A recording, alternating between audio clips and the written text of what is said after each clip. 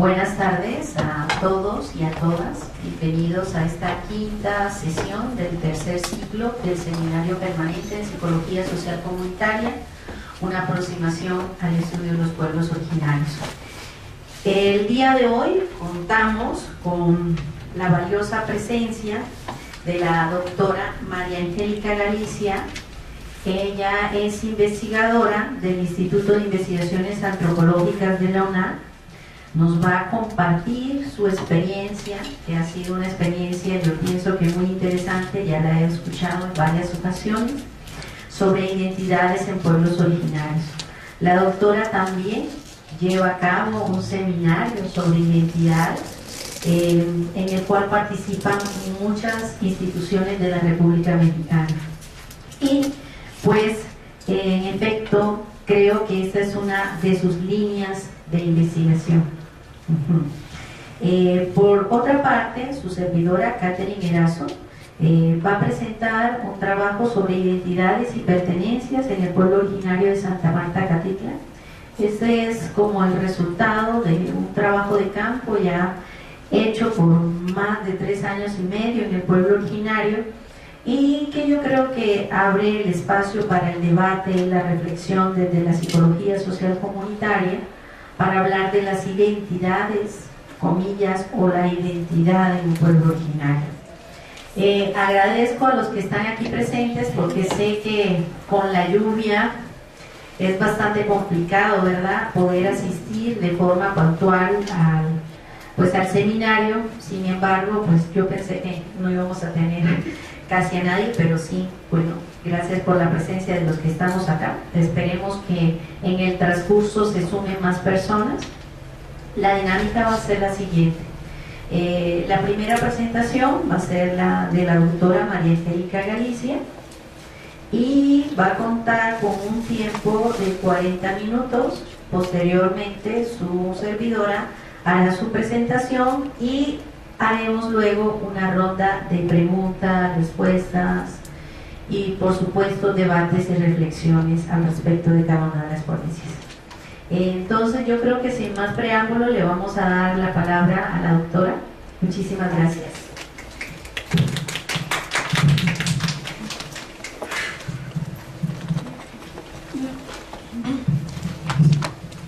Hola, buenas tardes.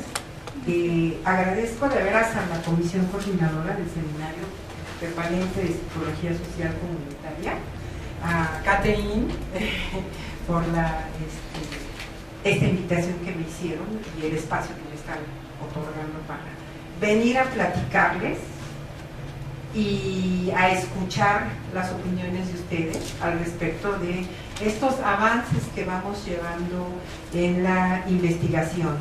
Efectivamente, somos un grupo de 5 universidades, no son muchas, pero son 5 nada más, entonces, de diversos lugares de la República Mexicana, y estamos en un proyecto que se llama La identidad hacia la identificación de categorías identitarias en pueblos tradicionales, ¿sí?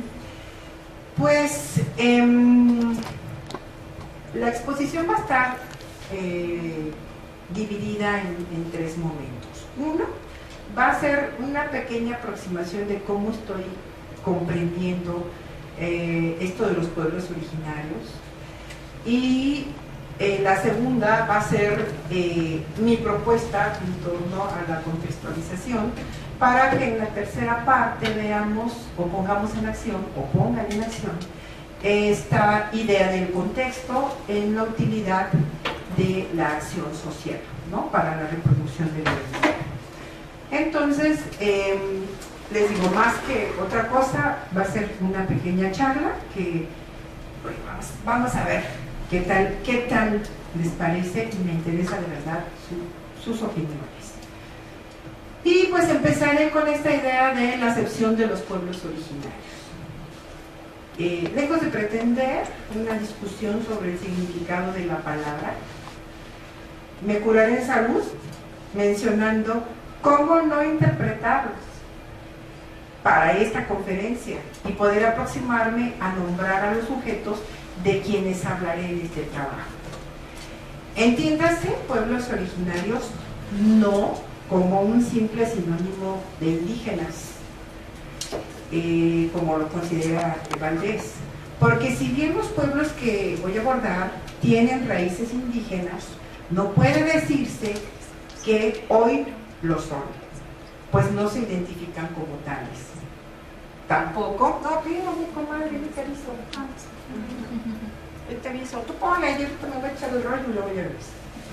Entonces tampoco quiero tratarles como nativos, como se les trataría en la Asamblea General, porque nos llevaría a pensar solo al lugar. Y la movilidad humana ha demostrado que si bien hay un apego al territorio, por el ejercicio de la territorialidad tomada desde Barabás, se puede ser de múltiples lugares y con eso poner en cuestionamiento el origen territorial de la gente.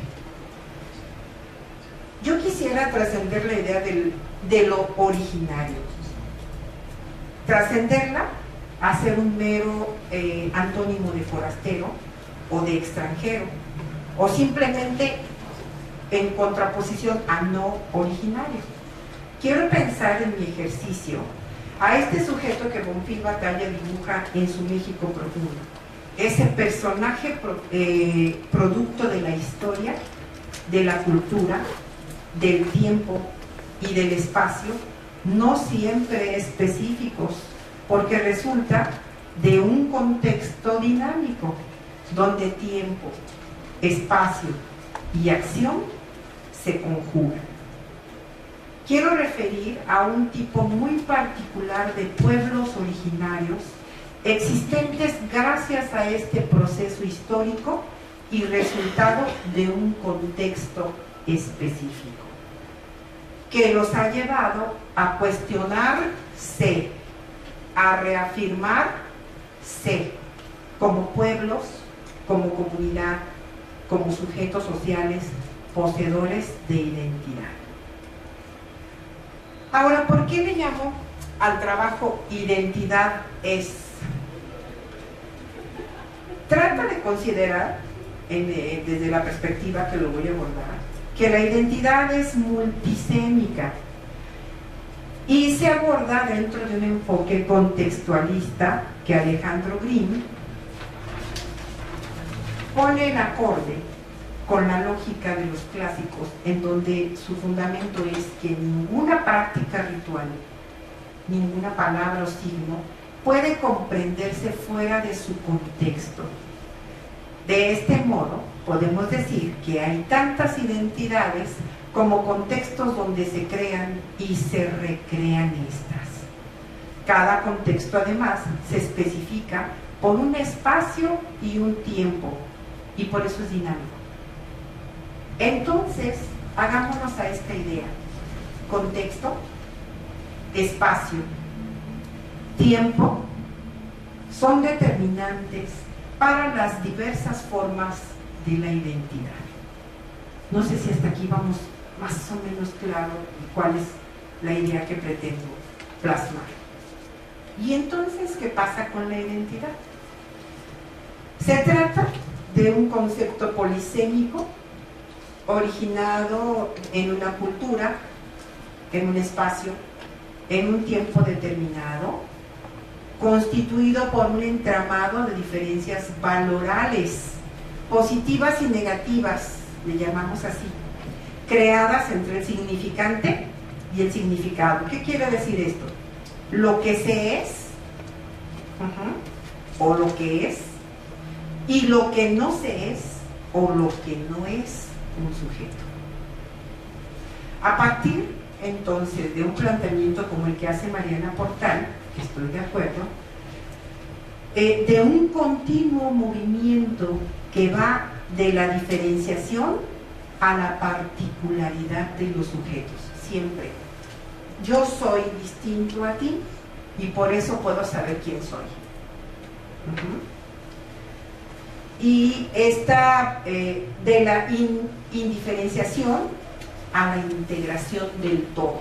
Si puedo diferenciarme de ti, puedo saber quién soy yo a partir de mí, ¿sí? Y a partir de lo que tú digas que no soy, ¿sí? Entonces, la génesis de la identidad se inscribe siempre en una relación interactiva en continuo con el otro. Sí se va comprendiendo esto, ¿verdad? En continuo con el otro. Alimentado por las complementariedades y las oposiciones. Yo soy lo que tú no eres, tú eres lo que yo no soy. ¿Sí me explico? Esas oposiciones me van a llevar a decir, yo soy esto y tú eres eso.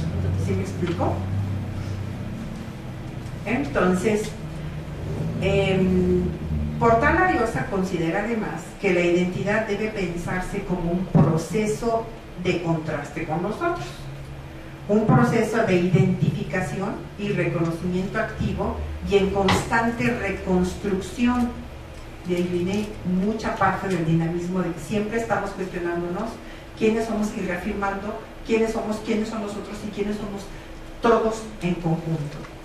Este modelo contiene en sí diversos niveles o planos de identificación, ¿sí? Nos llevan a ver la identificación generacional, la étnica, la de género, la regional, la de clase, la nacional. ¿Sí me explico? Dependiendo de los niveles y los espacios en los que nos vayamos a mover. Y esto imprime el carácter relacional, según Valenzuela lo considera así, este carácter relacional de la propia identidad. Un grupo entonces se construye a partir de su posibilidad de diferenciarse de otros, ¿sí? Pero además esto le va a plantear su límite. Tú no puedes ser yo, yo no puedo ser tú, ¿sí? Allí está un límite.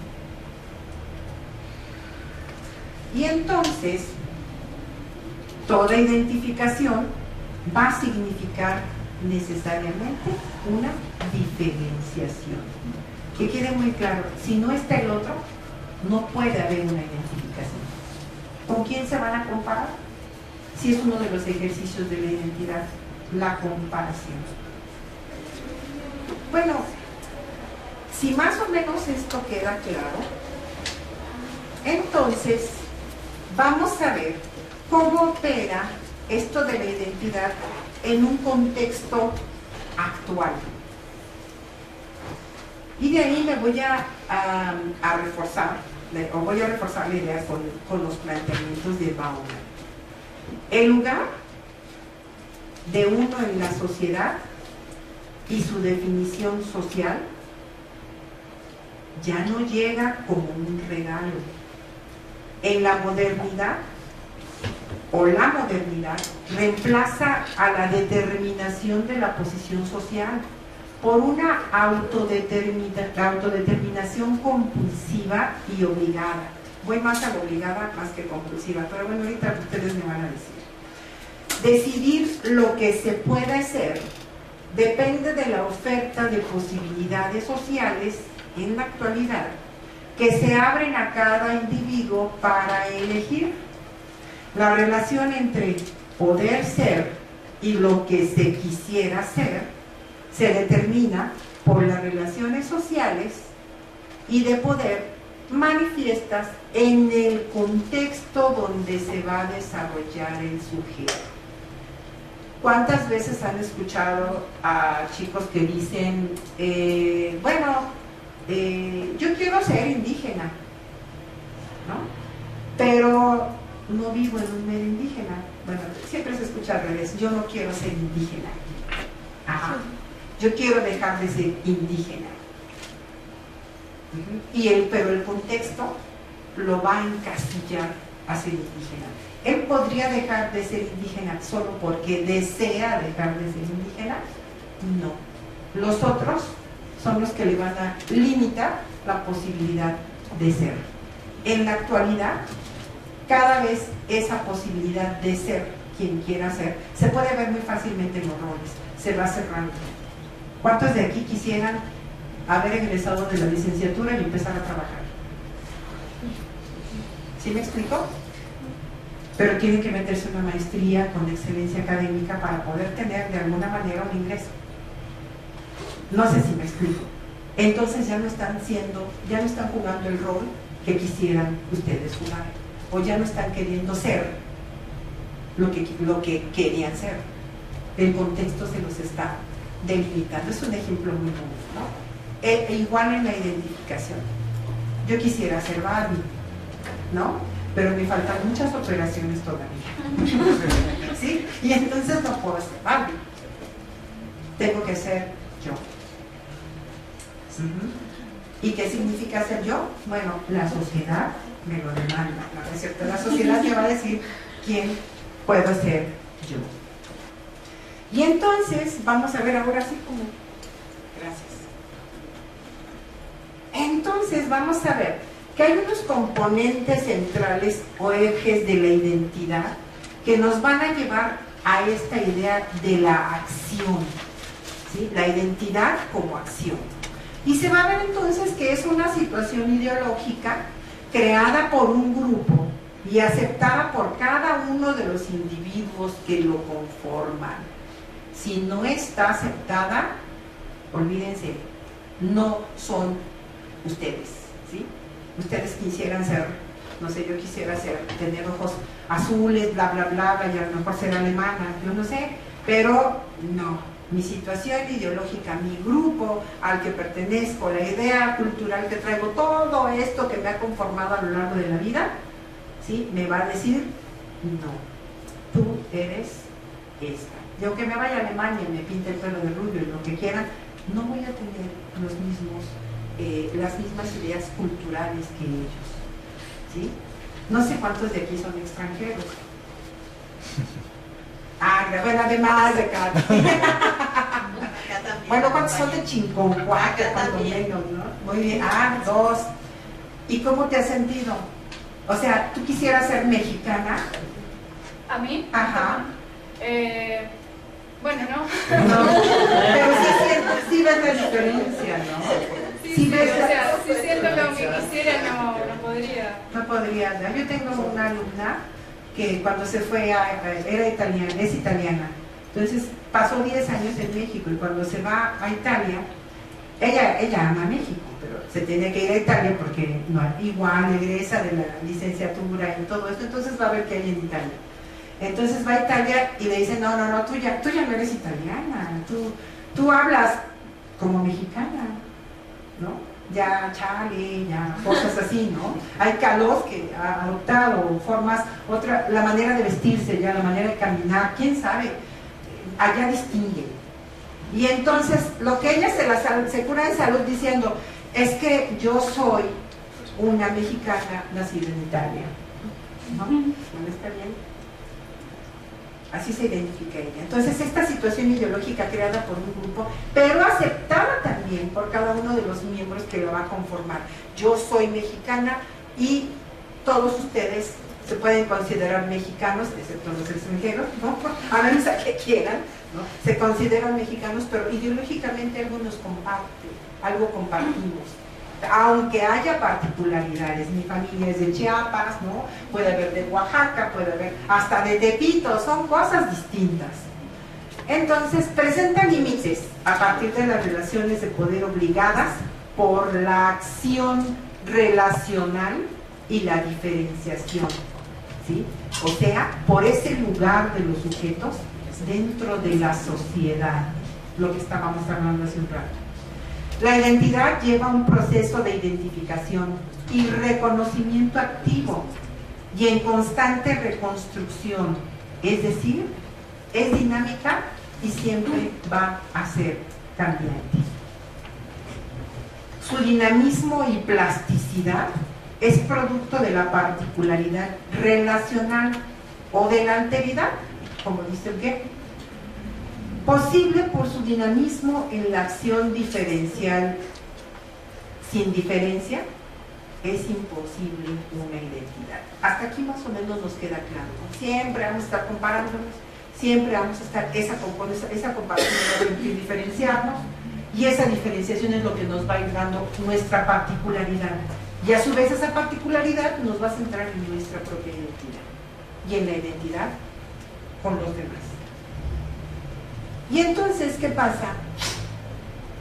con esta idea de la acción dentro de un contexto. Vamos a ver al contexto como el escenario donde toda esta acción y todas estas acciones comparativas se tienen que aterrizar. Ahora sí, ¿cómo le digo? Sí, gracias. ¿Cuál es tu nombre? Lorena, gracias. Desde la lógica contextualista, identidad debe abordarse más allá de su origen, desarrollo y funcionamiento, y ampliar la mirada para buscar las implicaciones en todos los campos de la actividad de los individuos. Esto no es mío, no creo que soy tan lista. Es de Emily Ito. Y todo esto se va a concretizar en el contexto. ¿Qué es el contexto? El contexto va a implicar el territorio, va a implicar una denominación común, va a implicar un mito de origen, una narrativa biográfica comparada, una historia y un tiempo común, una lengua, una cultura y un marcado sentido de lealtad y solidaridad. Nada que ver, no se preocupen, aquí no estamos hablando de novios ni de nada. Y entonces vamos parte por parte. El territorio es la parte nodal en la expresión de la identidad. Se divide en étnico y en nacional, o al menos así lo divide Alicia Barabás, que me encanta esa división, me encanta, porque así es, así lo ha encontrado por lo menos. El territorio étnico reviste las mismas características simbólicas y culturales que el territorio nacional. Pero lo que para el grupo nacional es objeto de identificación y de apropiación plena, para las etnias es objeto de permanente reclamo, de disputa y en muchos otros casos de nostalgia y recuerdo. Chirriones, ¿cómo es eso? No se preocupen, vamos a tratar de explicarlo. Ustedes cuando llegan a salir de México, no dicen, es que yo soy de Oaxaca, ¿no? Normalmente dicen, es que yo soy mexicano. Y entonces ciertos elementos simbólicos los van a determinar como mexicanos. ¿Cuáles son? A ver ustedes, vamos a preguntarles a nuestras colegas extranjeras cómo nos ven desde allá. ¿Qué es lo mexicano? Piensen en un mexicano y cómo nos visten. Pero en cuanto a... Visten, ¿cómo nos visten? La ropa, ¿cómo debería de ser? La representación que hay allá. Ajá. Tendrían que tener todos un sombrero así de charro. De charro. Ajá. Con un traje de charro. Ajá. De los hombres. Bueno, no hay ninguno, ni modo. No podemos dar ejemplos. ¿Y las mujeres? De trencitas. ¿Cómo es el vestido de las mujeres en el extranjero? La china poblana, exactamente, ¿verdad? Y la imperial y las quién sabe qué. Y entonces vean, y nos identifican entre el charro de Jalisco, la china poblana de Puebla, supongo, sí, cierto, es de Puebla, y además era china de verdad, porque venía de la China, ¿no? Entonces, la china poblana, el rebozo, que es árabe, ¿no? Y en música, ¿cuál es la música que dicen? Es mexicano, me cae. El mariachi. El mariachi. Otra vez regresamos a Jalisco. Pero se les olvidó Chiapas, se les olvidó las polcas norteñas, se les olvidó el baile de la tortuga de Guerrero, se les olvidó la bamba en Veracruz, el danzón. Yo no sé, se les olvidó todo eso. O no sé si se les olvidó. Pero así es como nos ven allá afuera. ¿Sí? Esa sería, hasta se me olvidó que estaba diciendo, no, pero esa sería precisamente las características nacionales de ser mexicano. Y además, un pasaporte que te dice eres mexicano. ¿Quién sabe qué implique eso? Porque tampoco podemos decir, soy mexicano porque me reconocen porque hablo español. A veces medio hablo español, ¿verdad? Y el náhuatl, ¿no? Y no sé, el mije y el, no sé, ¿qué otro les gusta? ¿Sí? El purépecha, no sé, N. Entonces, en las cuestiones territoriales nos identifican también porque pertenecemos a la República Mexicana o Estados Unidos Mexicanos. Pero ¿qué pasa con este territorio? Por eso dice que cuando se habla de territorio y se habla de identidad, quienes quedan fuera de ello siempre son los indígenas, ¿sí? Porque el traje de charro y el traje de china poblano fueron impuestos en la época de la colonia. Y hay de aquel que se vistiera distinto. Y el traje indígena también fue puesto en la época de la colonia. ¿Sí? Eso de manta o no sé qué, pero luego a las mujeres también fue impuesto en la época de la colonia. O sea que les quitamos vestuario, pero además les quitamos territorio, porque ya no se llaman, no sé qué les gusta, rarámuris, ya les ponemos tarahumaras, ya no se llaman otomí de la zona de Tepehua, todos son otomís, no me importa de dónde sean, ¿no?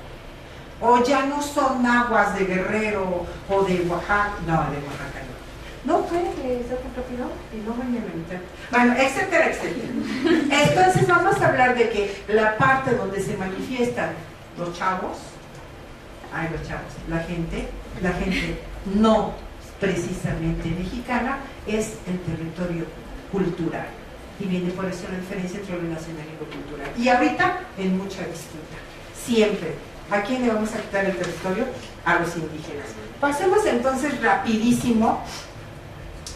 Bueno, esta idea del territorio cultural es el vínculo con los otros y sus ritos, ¿sí? No podemos decir que el cielito lindo es la expresión musical de México, ¿verdad?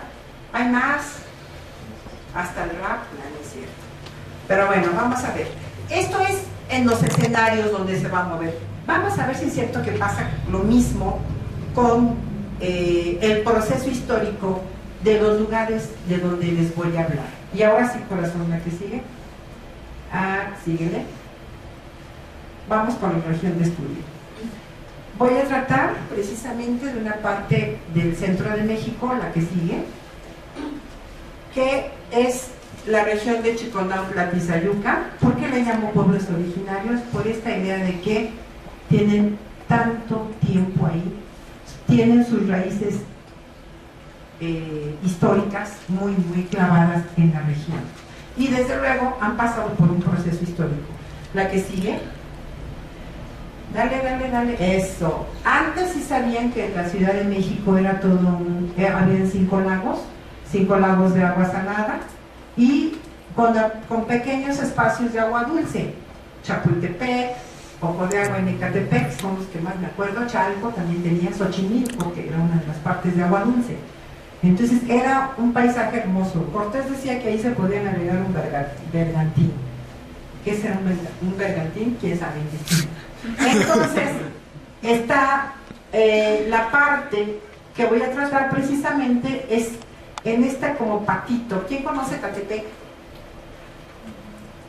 Muy bien, colega vecina. Aquí está Ecatepec de este lado, por eso se inunda cada rato por ahí. Chalco está aquí abajo, Xochimilco también, por eso se inunda cada rato por ahí. O sea, siempre tardaron 200 años en secar este lago. Entonces, dale, compañera, por favor. Y entonces, ¿qué pasa? En época prehispánica se tiene una idea de qué es el espacio, qué es el territorio. Y dicen que el territorio era multidimensional. La tierra es plana y cuadrada y se callan. Y sí es cierto. La tierra es plana y cuadrada y me callo. ¿Sí? Tenía 5 puntos cardinales, si le llamamos cardinales. Ellos tenían 5 orientaciones. No puedo decir norte, sur, oriente, poniente. Eran el allá, el acá, el allá, el allá, el centro pero además incluían el arriba e incluían el abajo. Veían el espacio como multidimensional, cosa que no veían los españoles, ¿no?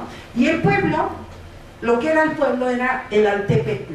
Ellos decían que cada pueblo estaba conformado como un cuenco. Todos los pueblos dicen que tenían un cerro, por eso todos los pueblos tradicionales o están sobre un cerro o están cerca de un cerro. Decían que el cerro es un cuenco así, que tiene agua por dentro, un cuenco volteado, y entonces tiene agua, tiene tierra, y por eso es que los cerros siempre están verdes cada vez que llueve. Ajá. Adelante, corazón. Y entonces están los 4 rumbos, y cada rumbo está lleno de muchas cosas que ellos decían que estaban vivas. El aire está vivo, el sol está vivo, la tierra está viva, todo estaba vivo. Es más, decía, la tierra come. Y quien me diga que no, ¿sí? La tierra está representada por unas fauces así, de un algo, de un monstruo que dicen los españoles. Ustedes entierran a alguien y van a ver que después de no sé cuánto tiempo ya hay puros huesitos. ¿Se imaginan esa impresión de cómo la tierra come? Ustedes pongan una semilla, la tierra se la come, pero después hace que surjan nuevas cosas. Y en esa lógica estaba. Adelante. Y entonces así se imaginaban que había agua, porque dicen que el agua cubre todo. El cielo es azul porque está rodeado de agua. O sea, abajo de la tierra hay agua, arriba de la tierra hay agua. Y digan que no, nos acaba de caer el agua que está arriba de la tierra, ¿no? Y entonces este es Tlaloc, y dicen que hay aguas subterráneas, y allá está otra vez Tlaloc con un rayo en la mano, ¿sí? O sea, igual elementos del agua. O sea, estaba viva, es todo vivo, todo se mueve como se quiere, como ellos quieren, como estas entidades quieren. Adelante, porque si no me quedo. Había una representación, aquí está la representación de Chiconotl en un códice. Vean el cerro, ¿sí? Para decir que es el pueblo. El cerro para decir que es el pueblo, y así todo donde vean cerro dice que es un pueblo. Adelante. Y entonces había un mito que decía, nosotros estamos aquí porque vamos a hacer esto. Es un mito de origen que va a estar relacionado con la narrativa, ¿sí? Y de cada uno de los personajes. Tlaloc se enoja y nos manda la lluvia y los rayos y todo lo que quieran y bla, bla, bla. La tierra se enoja y nos inunda, nos come, nos manda enfermedades, ¿sí? Etcétera, etcétera. El sol, cuidado que no saliera. Había siempre sacrificios. ¿Han visto que el sol cuando se mete es rojo? Y cuando se sale es rojo también. Dicen que cuando se mete al inframundo hay que hacerle sacrificios, porque si no, no sabemos si mañana va a volver a salir. Entonces toda esa idea de cómo se mueve el universo, ¿sí? Y todo va a llevarles a hacer rituales para que salga el sol, para que llueva, pero no nos haga daño, para que haga aires, ¿sí? Y los aires no rompan la cosecha, etcétera, etcétera, etcétera. Adelante. Y entonces la base de todo era la agricultura y el maíz. La planta de maíz fue la primordial, ¿sí? En torno a ella se movía todo el universo económico, político, todo, el ritual, todo se movía. El maíz era el dios, ¿sí? Gracias al sol hay maíz, gracias a la lluvia hay maíz, gracias a todo, ¿sí? Y bueno, seguimos. ¿Qué pasa? Vean toda la relación que había entre el maíz, ¿sí? Y la vida de los hombres, sus rituales, sus mitos, todo. ¿Sí? Adelante. Aquí está una representación en los códices, adelante. ¿Sí? Peregrinaciones, toda la acción humana, adelante, tenía que estar en torno al maíz. Viene el primer cambio de escenarios, nada más son 2 los que voy a tratar. En este cambio de escenario, la conquista. ¿Sí? Y entonces ese dios maíz y toda esa idea del cosmos se va a pasar a los santos. Y en este caso la figura principal o las figuras serían Cristo, la Virgen y los santos. Claro, puede ser un Cristo, y lo hay. El Señor de la Magdalena en Ixmiquilpan tiene los mismos atributos que Tlaloc. El Señor de Jalpan en Ixmiquilpan tiene los atributos del Dios que regenera, ¿no? Y así, Cada uno va a tener diferentes atributos. Adelante. Y entonces vuelve a crearse mitos de origen, ¿sí? Y ahora, ¿sí han escuchado eso que dicen? Es que el santo llegó aquí porque no se quiso ir, se puso muy pesado y entonces ya no se quiso mover, ¿sí? Nosotros sabemos, bueno, pues, por ejemplo, que el señor de Chalma de alguna manera tiene los atributos de Ostoteotl, del señor de la cueva, ¿no? Pero bueno, el señor de Chalma llegó a la cueva de Ostoteotl y ya no se quiso mover, entonces era de ahí, ¿sí? Y así, a este nuevo mito de origen, tuvieron que darle un simbolismo, una materialización a través de la narrativa, ¿sí? Y a través de la acción ritual. Y entonces los rituales van a tener que, todo lo que se le ofrece a estas nuevas deidades tiene que ver con su virtud de poder hacer, ¿sí? Y si el Señor de la Magdalena está sustituyendo a un dios de la lluvia, entonces ¿qué ofrendas creen que le van a llevar? ¿O qué creen que le van a pedir? Todo lo relacionado con la lluvia, ¿verdad? ¿Sí? Las primicias del maíz, por ejemplo, le van a llevar, no sé, elementos que simbolizan el rayo, ¿no? Peticiones, una de las peticiones que le hacen es que calmen las tempestades. Y entre la cera que le llevan en adornos, ¿sí?, la llegan a romper y la repartan como reliquias, y cuando hay muchos rayos lo queman, porque es el atributo que Dios le pudo dar a ese elemento simbólico. Adelante. ¿Sí? Y aquí los tenemos. Adelante. No se quiso ir y se quedó. Y entonces decían los españoles, es que estos indios, bueno, dejémoslos que veneren con todos los primores que ellos saben. Pero no sabían que con estos primores estaban venerando a esta idea de los nuevos dioses, pero con los atributos de los antiguos. Adelante. Y le siguen haciendo procesiones. Un códice, un exvoto de 1710 y en la vida actual. Adelante. ¿Sí? Siguen venerándolos de una manera rarísima, porque dicen que el Cristo está casado con la Virgen que vive en su casa, y que el hijo que tienen, o sea, el niño Jesús, es el hijo de ellos dos, porque dicen que la Virgen no puede tener hijos si no tiene un hombre. Esa idea de que todo va en pareja. Adelante. Bueno, entre tantas imágenes, adelante, entre tantas maneras de venerar, ahí dicen que el Santiago va abriendo los rayos, va partiendo las nubes y no llueve, quién sabe, porque nunca en una procesión donde va Santiago adelante ha llovido. Adelante. Y entonces hay una representación como de la familia. Ahí están los padrinos del niño. Los santos, adelante, los santos se ven relacionados con la agricultura, el pan, las mazorcas de maíz, ¿sí las logran ver? Y entonces empieza, o sea, son los atributos, le quitan la espada al Santiago y le ponen una vianda de flores, ¿no? Bueno, adelante. El santo allá está con su guaje porque también toma pulque y se emborracha y es infiel y anda con todas las vírgenes que quiere, ¿no? Adelante. La virgen, que si no se cuida, si esta no está embarazada, puede embarazarse. Entonces tiene que haber siempre gente que los cuide, a los santos, porque no saben. Adelante. Y bueno, entre los elementos, les digo, principales son los cerros. Y vuelve a haber un cambio de escenarios, y ya con esto voy a cerrar. Este cambio de escenarios es la actualidad. Esta gente deja de ser agrícola. Esas fotos que les enseñé fueron de hace 20 años. Ahora toda esta región está llena de nuevas unidades habitacionales. Los chavos heredaron la tierra y la tierra se vende. Y ya no les interesa sembrar porque ya no pueden. Ya no les deja la sembrada.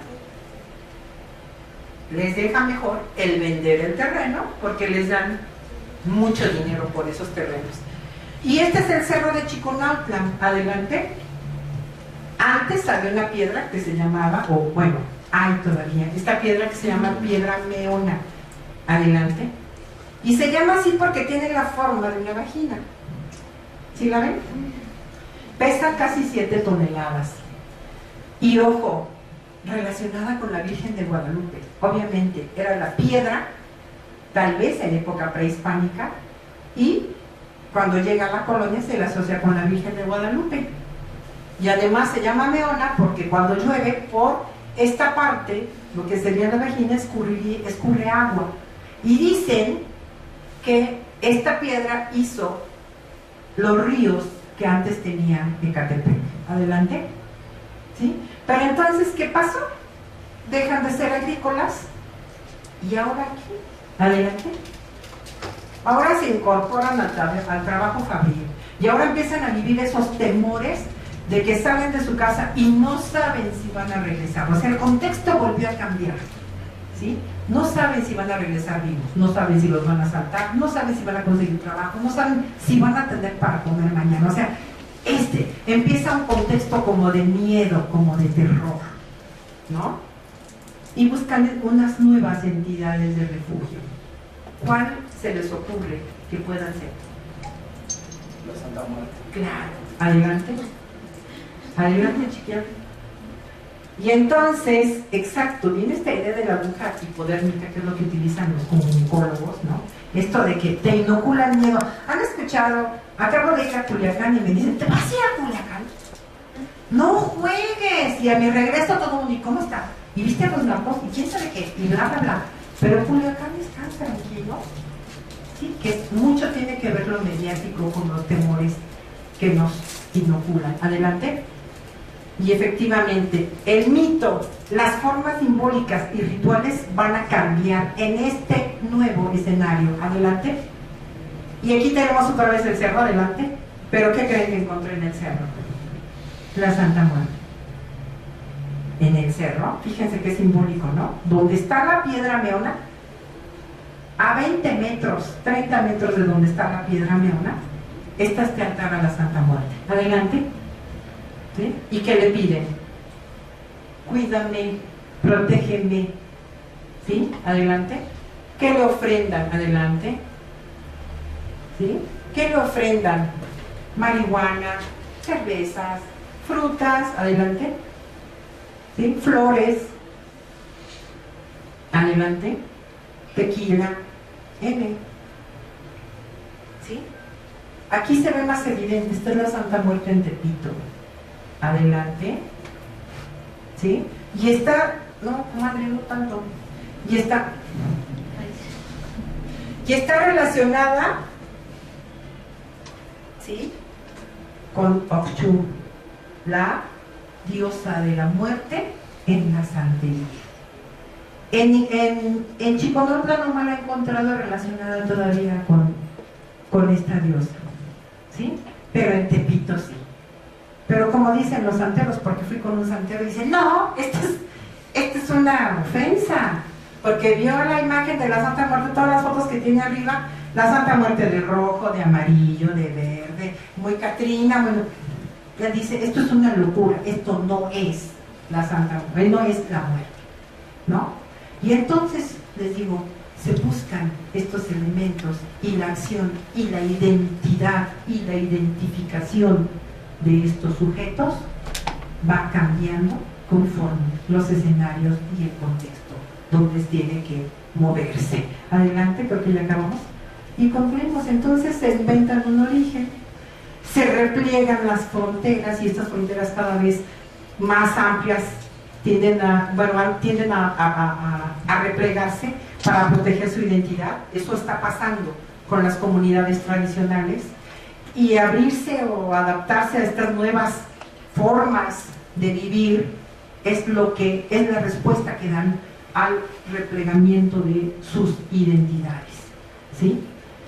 Y entonces adoptan estas nuevas entidades, aunque las visten como ustedes ven, o las están vistiendo con otros elementos. ¿Quién sabe si se interpreta a la Santa Muerte como se entiende en Tepito? pero seguro va a tener que ver con la piedra meona. Y en términos generales, eso es lo que les venía a decir, esta idea de la identidad como una acción y una acción en un contexto. Y este contexto responde a tiempos y momentos específicos. Muchas gracias.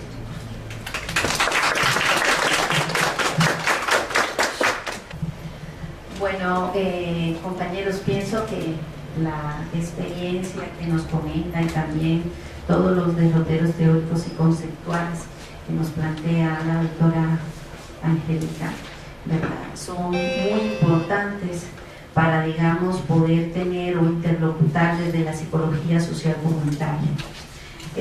Sin embargo, yo preparé, digamos, una pequeña reflexión sobre el trabajo que venimos haciendo aquí en Santa Marta Catitla, pero esta reflexión también igual tiene su soporte teórico conceptual, que sería, digamos, en el primer momento sobre lo que hablaría, y en un segundo momento sobre, digamos, los hallazgos que encontramos con referencia a la identidad y a la pertenencia en el pueblo originario de Santa Marta Catitla.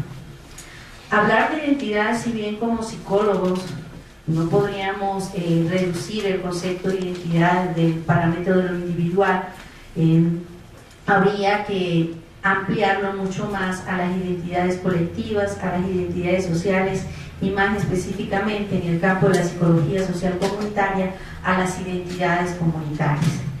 Esto, por supuesto, nos llama a una primera reflexión, ¿verdad? ¿Qué entendemos por identidad? Y en un segundo momento, si hablamos de identidades comunitarias, ¿qué procesos psicosociales se involucran dentro de estas identidades?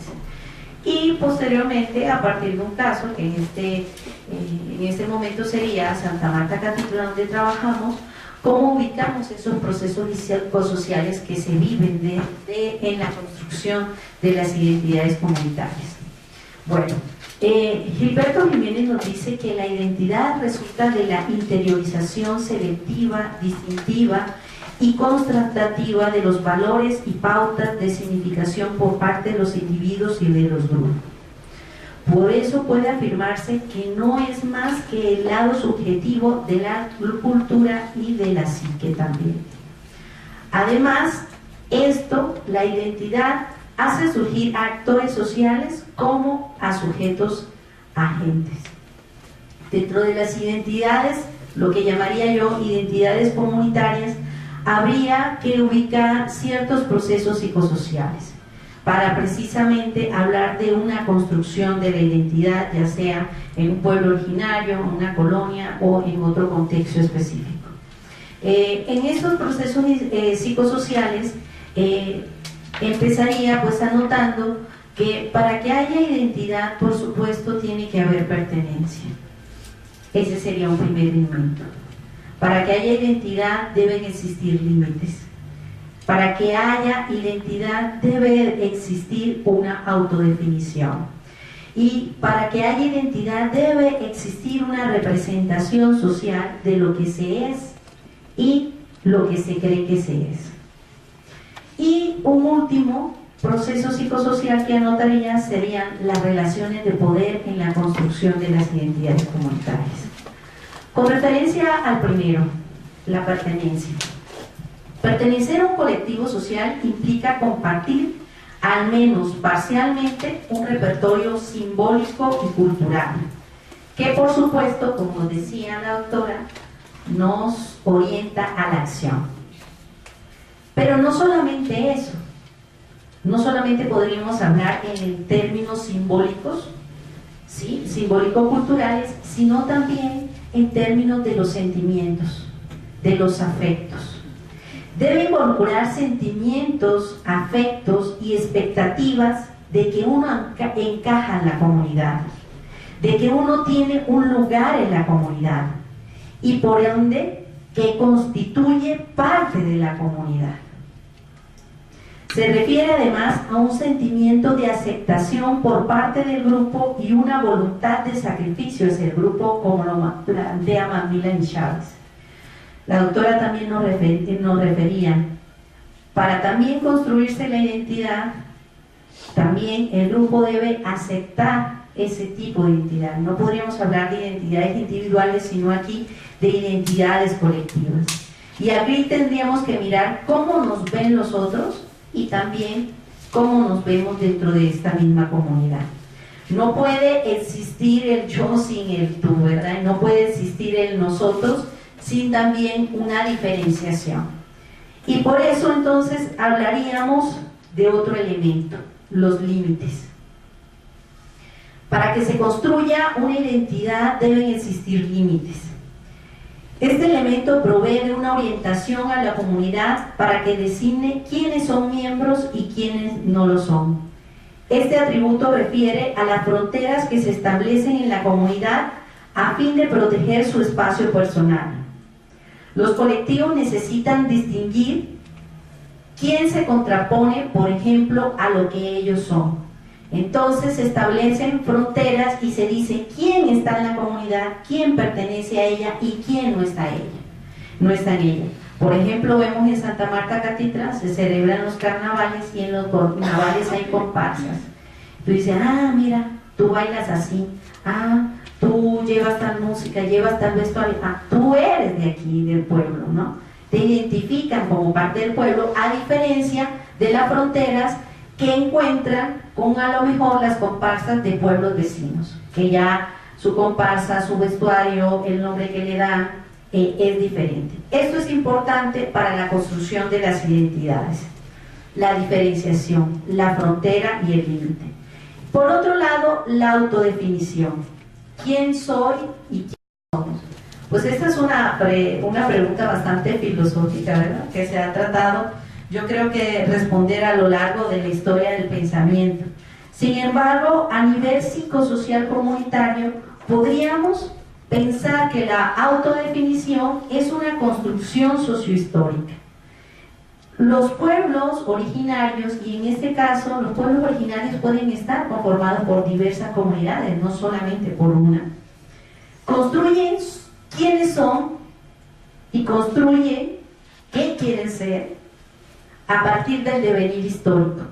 Creo que el proyecto de vida comunitaria se va gestando desde un pasado, reflexionado en un presente y vuelta apuesta hacia un futuro. Entonces, la autodefinición podríamos decir que es cambiante y también es móvil dentro de ese devenir sociohistórico. El otro elemento que encontraba es las representaciones sociales que tiene un colectivo sobre sí mismo. Sabemos que desde la teoría de las representaciones sociales de Moscovich, ¿sí? Podríamos tener una realidad, un objeto determinado, pero el objeto o esa realidad no es más que la forma en que representamos esa realidad, es decir, la construcción de conocimiento social que se hace a nivel colectivo sobre esa realidad o sobre ese objeto. En este caso específico, la identidad estaría dada por la construcción o por el conocimiento social que generamos de lo que creemos que somos, ¿sí? Y lo que los demás creen que somos nosotros y cómo establecemos esos límites. Y por otro lado, encontraría otro proceso psicosocial dentro de la identidad comunitaria que serían las relaciones de poder. En el campo comunitario vemos que por supuesto existen conflictos. No podríamos pensar comunidades homogéneas. En las comunidades existen diferentes intereses políticos, sociales, económicos y por supuesto hay relaciones de fuerzas siempre en tensión. Frente a eso entonces, ¿cómo definir la identidad? Hablaríamos de identidades, pero dentro de esas identidades yo creo que implicaría la permanencia de una sobre otra, la capacidad que tienen los actores sociales para autodefinirse e imponer la identidad legítima a otra. En este caso vemos que en la construcción de los estados nacionales, la inclusión o por ejemplo no inclusión, en este caso de los pueblos originarios, ¿sí?, implicaría precisamente dentro de esta relación de fuerzas cómo se ha autodefinido el mexicano pero esa autodefinición que ha excluido, por ejemplo, mucho del mundo indígena. Entonces hablaríamos que la identidad también se construye en medio de relaciones de poder. No podríamos hablar de identidades sin hablar, por supuesto, del poder. Y no es pensar el poder como quien detenta el poder, sino también pensar el poder como ese que siempre está fluyendo en toda la sociedad, ¿no? Vemos que las comunidades, por supuesto que tienen poder, pero a veces no hay conciencia de esos poderes. Y dentro de una comunidad podríamos observar con grupos que a lo mejor están oprimidos frente a otros, y por supuesto estos oprimidos, sus identidades se ven digamos, algunas veces arrebatadas en los intentos de homogenización de un Estado nacional. Ahora, pasaría al segundo momento. ¿Qué hemos encontrado en cuanto a las identidades en el pueblo originario de Santa Marta, Catitla?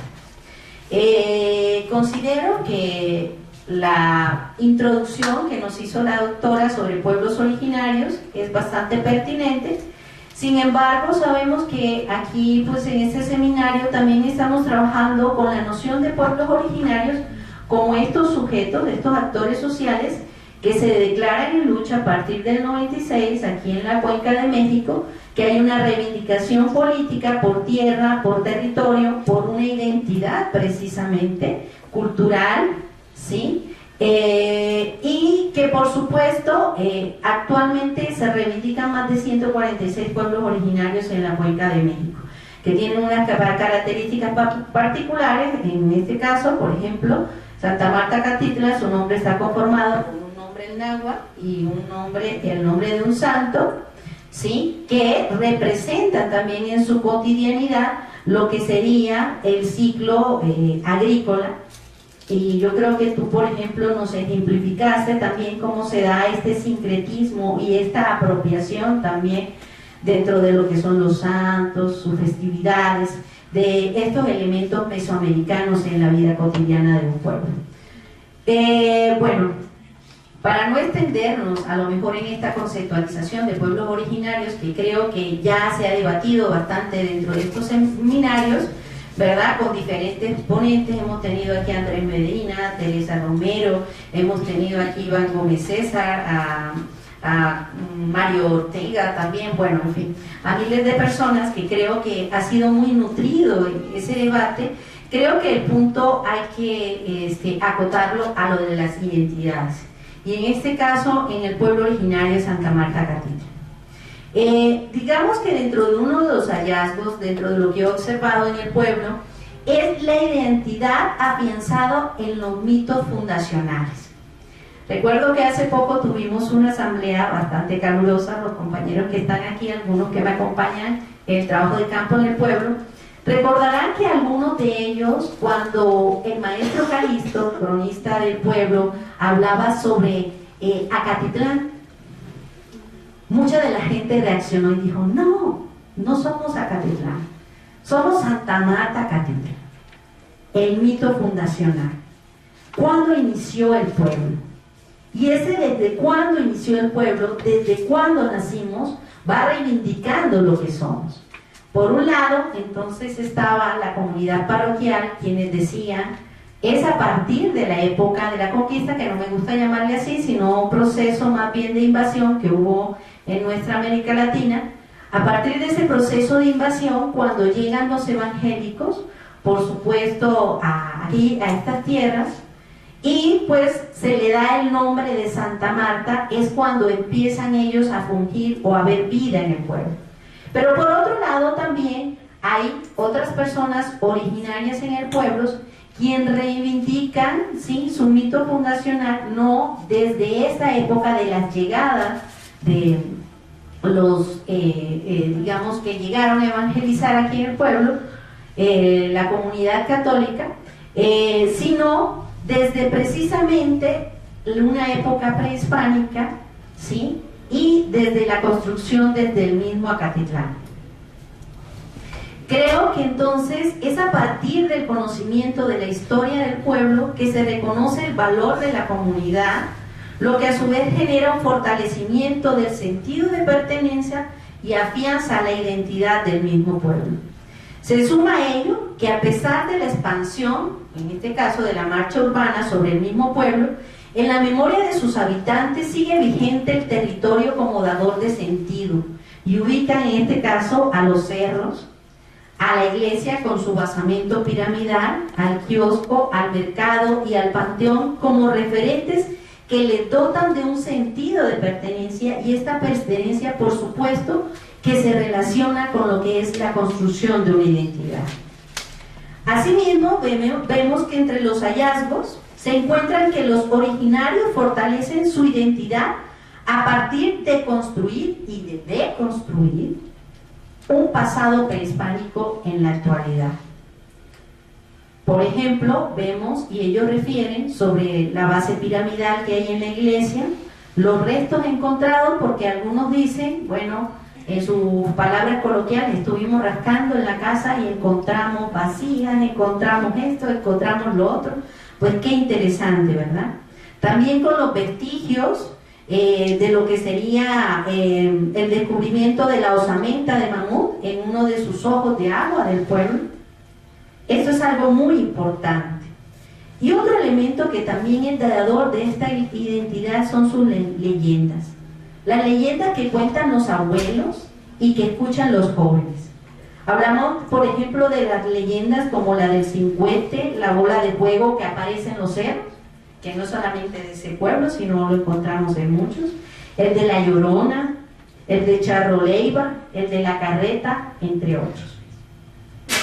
Otro elemento que he identificado sobre la construcción de la identidad es que no solamente se basa en ese mito fundacional, sino en sus prácticas culturales. Vemos que las fiestas patronales, los carnavales, por supuesto, reafirman quién es un santamarteño, a diferencia de a lo mejor los pueblos vecinos. También la recuperación de un saber como la herbolaria, el temazcal y su práctica dentro del pueblo reafirma su identidad.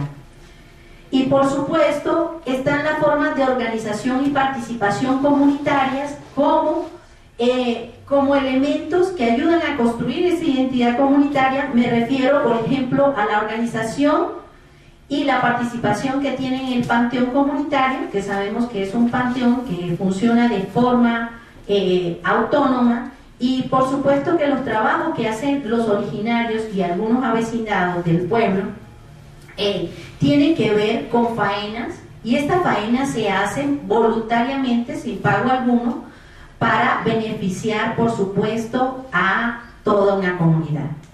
Y la otra forma de organización y participación que no se habla mucho y que se ha invisibilizado es la forma de organización en las comidas comunitarias, que precisamente son gestionadas y son lideradas por las mujeres de los pueblos originarios. En esta participación y organización de las comidas se dan, por ejemplo, los cambios de las mayordomías, en la celebración de los patronatos, en los carnavales, cuando hay bautismos, etc. Se recrea la identidad del santamarteño. Otro elemento sería la construcción de la identidad, este sería un tercero, a partir de los límites y las fronteras. La identificación entre quién es avecindado y quién es originario. Entonces aquí hablaríamos de las identidades comunitarias y por supuesto de la emergencia en el pueblo, no de una comunidad, sino de, en este momento estaríamos viendo dos comunidades, que pueden existir muchas más. ¿Quién es originario y quién es avecindado? El ser o no ser originario va a también permitir, ¿sí?, que tenga voz y que tenga voto en ciertas actividades de la comunidad. El ser originario está dado también por la identificación de esas personas que nacen en ese territorio, que sienten que pertenecen al territorio, pero que el territorio les pertenece a ellas. Y los avecindados vendrían siendo estas personas de afuera que llegan, que desconocen precisamente la identidad comunitaria de los originarios, que pueden llegar de diferentes lados de la República Mexicana, aún del Distrito Federal. Estas identidades están en permanente tensión y confrontación. Y no podríamos hablar que habría una inclusión de la una en la otra. Pero lo importante también es ver que estas identidades, por ejemplo, en el caso de los avecindados, cuando llegan, incorporan a su repertorio cultural y psicosocial elementos que tienen los originarios. Entonces ahí también hablaríamos un cambio a nivel de esas identidades que van, yo creo, permutando. Creo que por último cabe una pregunta. ¿Qué permanece y qué ha cambiado como distintivo de las intersubjetividades de los habitantes de Santa Marta, Catitla, en su vida cotidiana y en sus prácticas cotidianas? Yo creo que hay unas formas, esto daría para un debate y una reflexión muy larga. Simplemente, pues a grosso modo, les comentaría que creo que existen formas de persistencia cultural que datan, por ejemplo, una en específico de la época de la cofradía, cuando recrean su forma de organización de acuerdo a un sistema de cargos. Existe también la recreación de un ciclo mesoamericano basado en el cultivo del maíz y que lo vemos también en sus festividades. Existe también la incorporación de un conjunto de prácticas que creo que derivan de procesos de globalización y de la puesta en marcha de un proyecto neoliberal.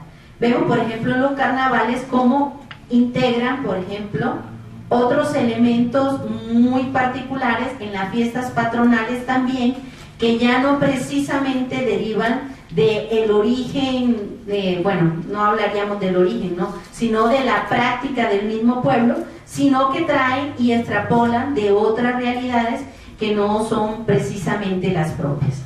Bueno, hasta aquí yo dejo aquí, es una reflexión muy corta, pero pienso que puede dar bastante espacio para que platiquemos. Bueno, entonces vamos a pasar a la ronda de preguntas y respuestas, comentarios.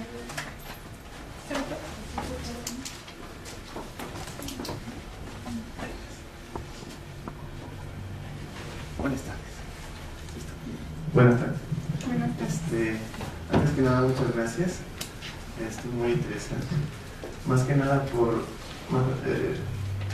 hablar sobre la relevancia que tiene esto de la identidad, ¿no? De darle voz y rostro a lo que es la gente por parte de la antropología. Porque considero el momento en el que estamos pasando que sí es muy relevante la labor del antropólogo. Bueno, hablando desde la antropología,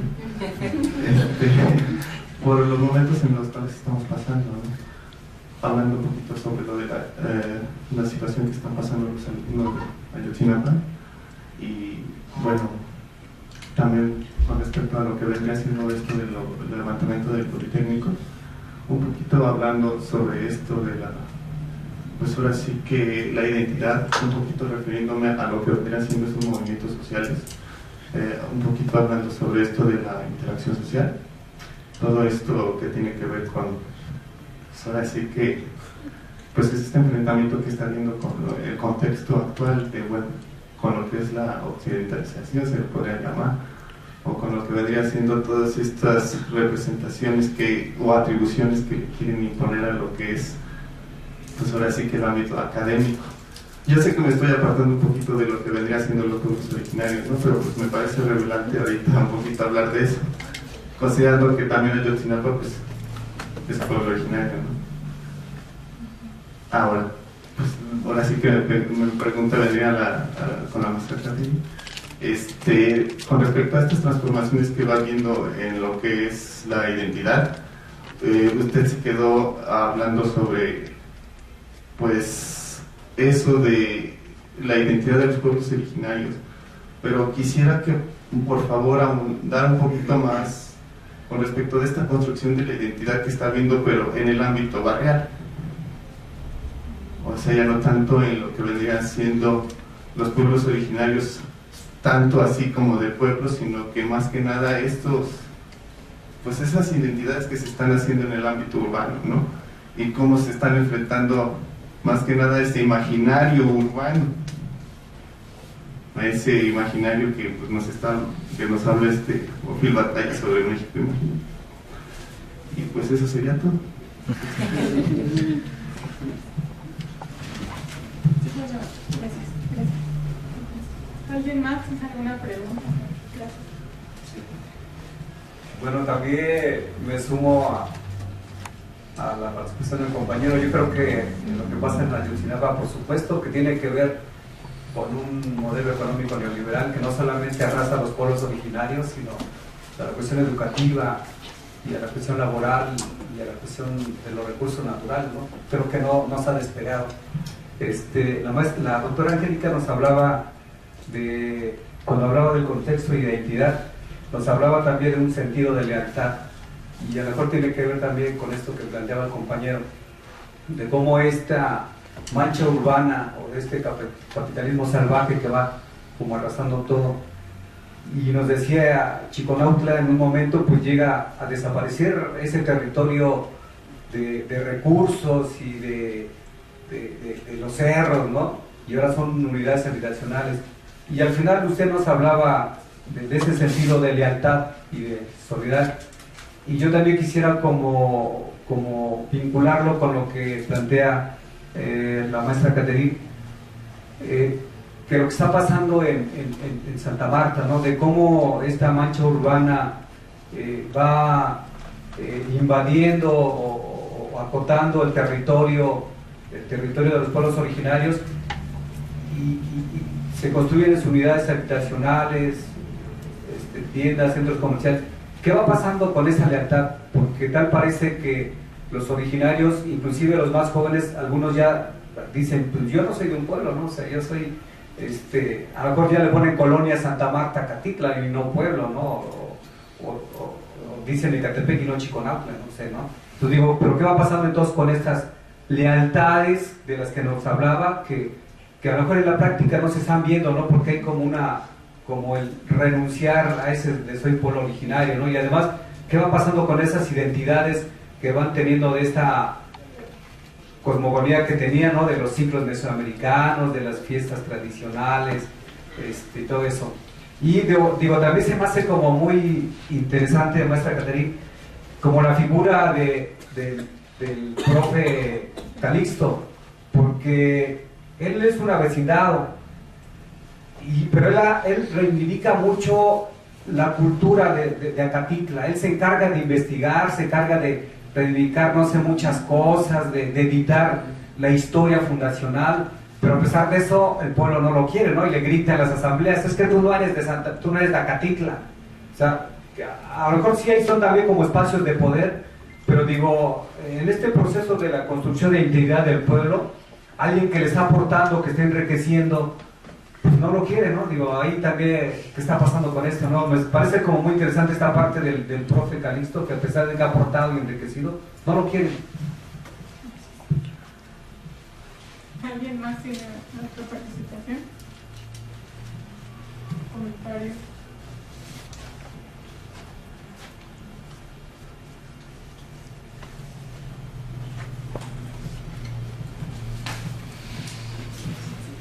Gracias.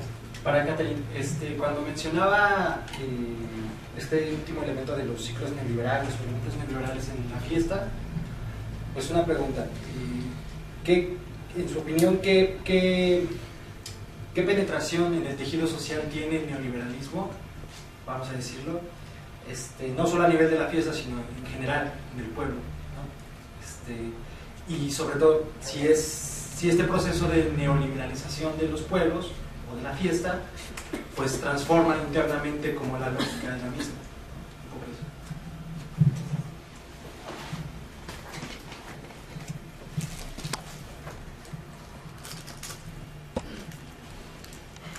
¿Yo primero? No, primero.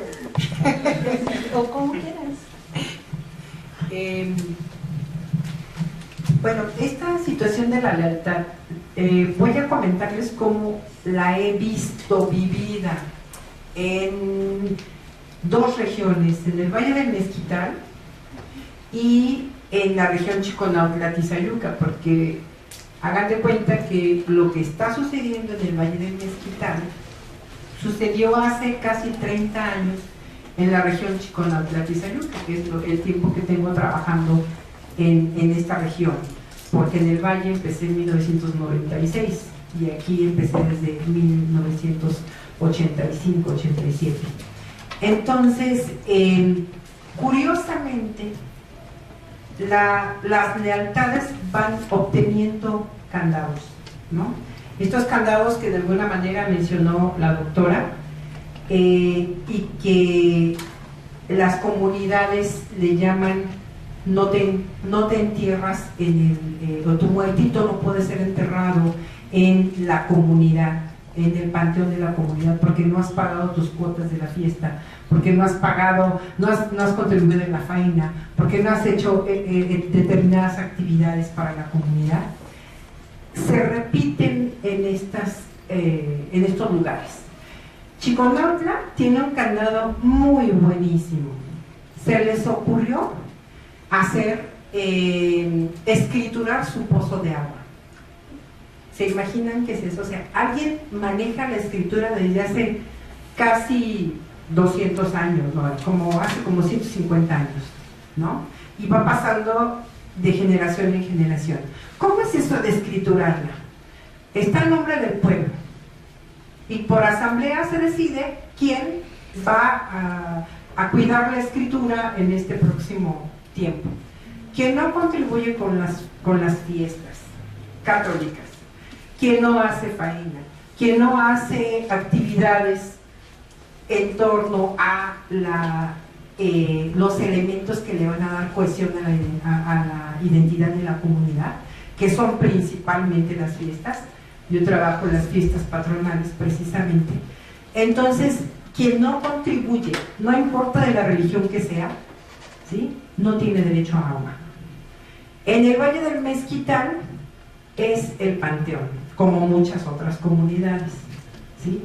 Y es la posibilidad de tener tierra dentro de la comunidad. Si ustedes nacen en el Valle del Mezquital, tengan por seguro que ya tienen su terreno asignado, no se pueden comprar.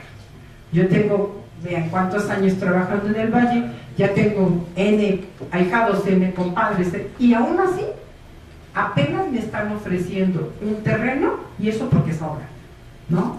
Un terreno de los más chiquitos que hay. Y eso porque por tanto tiempo ya medio me consideran de la comunidad, pero yo no, o sea, siempre seguiré siendo la chumbé, la extranjera, ¿no? La fuera de la comunidad, no extranjera, la fuera de la comunidad. Entonces, estos candados hacen que se refuerce la lealtad. A fuerza, no lo sé, pero la gente sigue aceptando que por estos elementos, es que no puedo llamarles ni de coerción, porque son comúnmente aceptados, ¿sí me explico? Son casi ley, ¿sí?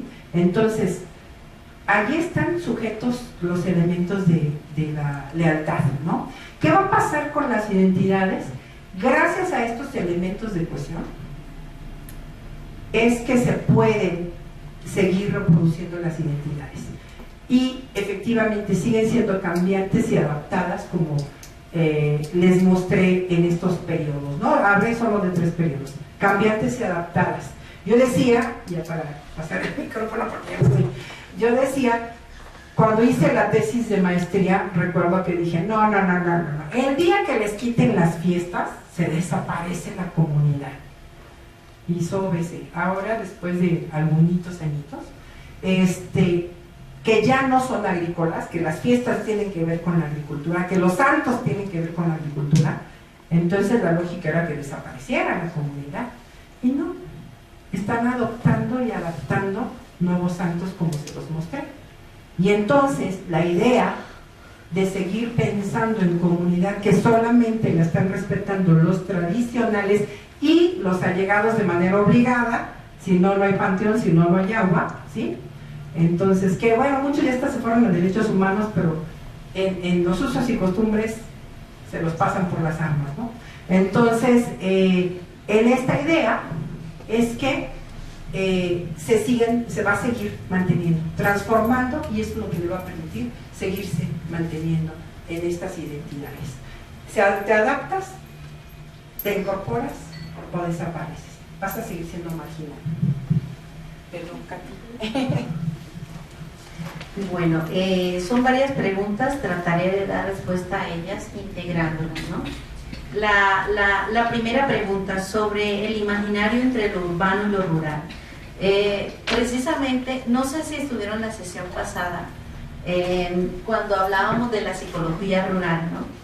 La psicología, y planteaba uno de los ponentes, la psicología nace en un contexto muy urbanizado y da respuesta precisamente a una psique, pero una psique que no precisamente busca comprender ese mundo de lo rural, sino de lo urbano. Sin embargo, yo creo que esa dicotomía entre urbano y rural es bastante compleja. Y bastante complejo cuando hablamos de una categoría como pueblos originarios, que tratan de ser a lo mejor engullidos en la masa urbana, pero presentan formas de resistencia comunitaria y prácticas muy particulares, por ejemplo, de los pueblos que tienen una vida lacustre.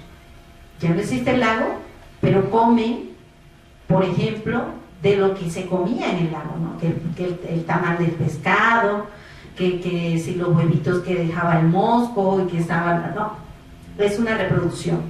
Entonces, aún a pesar que ya no tengan la milpa, por ejemplo, en este caso de Santa Marta, Catitla, también reproducen, ¿sí?, a través de sus festividades eso. Ahora, es muy complejo desde un aparato psicosocial, anclado mucho desde la lectura de desde lo urbano, tratar de dar lectura a eso otro, porque no se han hecho preguntas sobre ese otro, ¿sí me hago entender? A lo mejor desde la antropología podrías tú dar respuesta a ciertas preguntas que no podríamos darle respuestas desde la psicología, no sé si me hago entender, ¿no? Algunos campos nos permiten llegar hasta aquí y encontrar a lo mejor los límites que hay de la disciplina, y por eso trascendemos a otro campo que sería el interdisciplinar y a dialogar con otras disciplinas. De hecho, por eso es que invitamos a personas de otras disciplinas aquí. Eso es para comentarte un poco del estado del arte en cuanto a la psicología, ¿no? Entre eso del estudio del campo de lo rural y lo urbano, ¿no? La gran mayoría de investigaciones y trabajos en psicología se producen alrededor de una psicología, pero más que todo estudiando el mundo del urbano. Cuando nos metemos a este campo de lo, entre comillas, rural-urbano, porque los pueblos originarios ven esa categorización que hace Iván Gómez Salsa, semi-urbano, urbano no sé qué cosa, bueno, una cantidad de categorías que a veces, yo no sé cómo las hizo, pero bueno, son difíciles de entender, ¿no? Yo creo que habría que apuntar a otra categoría, ¿no? Y no creo que sería precisamente la categoría en este caso de barrio. En Santa Marta, Catitlán, ellos se reivindican como pueblo originario. Hasta ahora no se han reivindicado como colonia.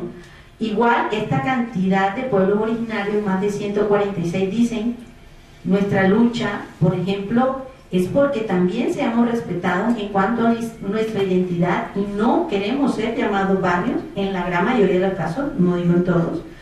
Queremos ser llamados pueblos originarios, ni siquiera indígenas, porque lo indígena tiene una carga peyorativa. Y entonces yo creo que no podríamos apuntar a un análisis del pueblo originario desde lo que tú planteabas, el ámbito de lo barrial, porque ellos no se suscriben al ámbito de lo barrial.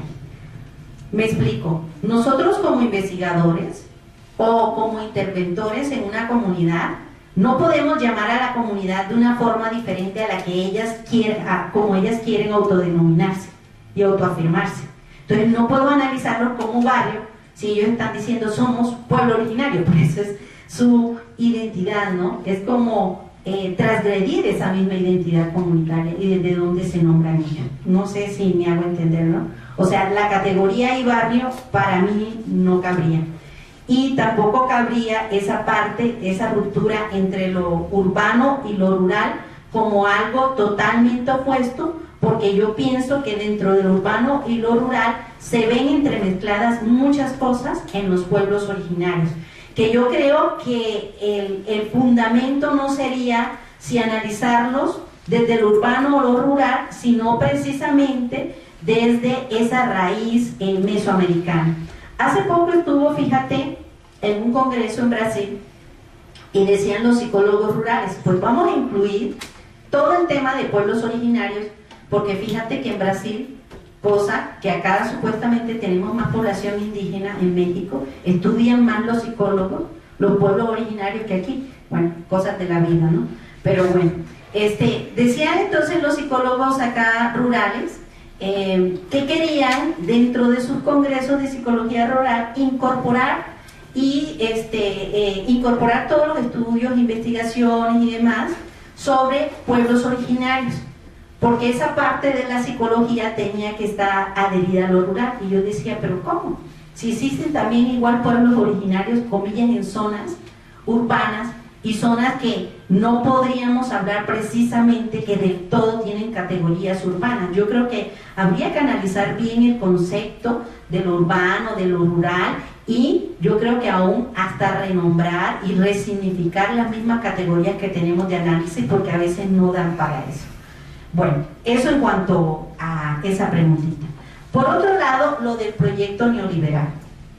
Vemos, por supuesto, que un proyecto neoliberal en expansión no les interesa que existan, por ejemplo, tierras ejidales o comunales, que todavía, por ejemplo, existen en el caso de Santa Marta Catitla, por ejemplo, en el caso de El Peñón, y en el caso, por ejemplo, de Balneario Elba, ¿no? Creo que hay formas de resistencia comunitaria en este pueblo, vivos, y precisamente se enfrentan a un proyecto neoliberal de expansión, que dentro de ese proyecto está también lo que se dice de lo que se quiere del proyecto nación como mexicanos.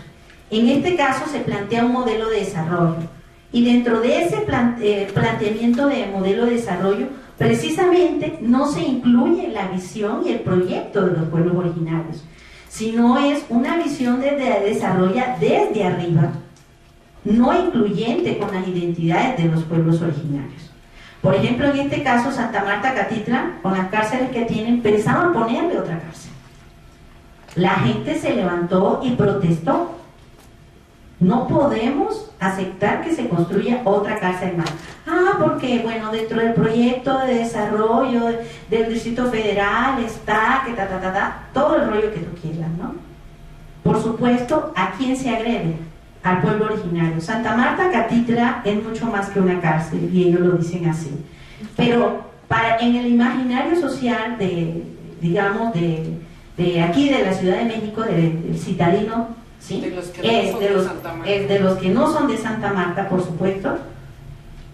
¿Qué es Santa Marta? Una cárcel. Y aún a veces de lo que son.